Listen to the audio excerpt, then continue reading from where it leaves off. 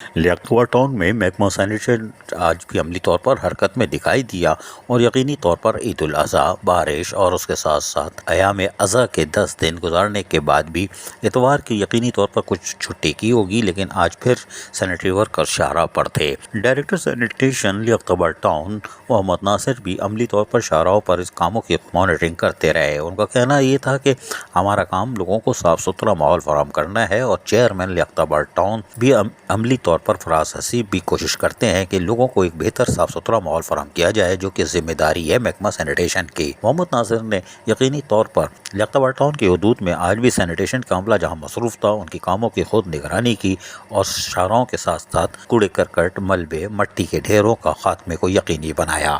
سلام ان سینیٹری ورکروں کو جو کہ عید الاضحیٰ کے بعد سے تاحال مصروف عمل ہیں۔ وہیں پر ڈائریکٹر سینیٹیشن لیاقتوا ٹاؤن محمد ناصر بھی ان کی حوصلہ افزائی صرف اسی لیے کر رہے ہیں کہ یہ وہ مظلوم طبقہ ہے جو کہ مسلسل 3 ماہ سے حرکت میں ہے اور یہ شاباش کے مستحق ہیں۔ عزیز عارف، KBS بلدیاتی نیوز کراچی۔ ایسی ہی خوبصورت ویڈیوز فیوچر میں حاصل کرنے کے لیے ریڈ بٹن پر کلک کر کے اور بیل آئیکن کو پریس کر کے ہم سب کے سبسکرائبر بننا مت بھولیے۔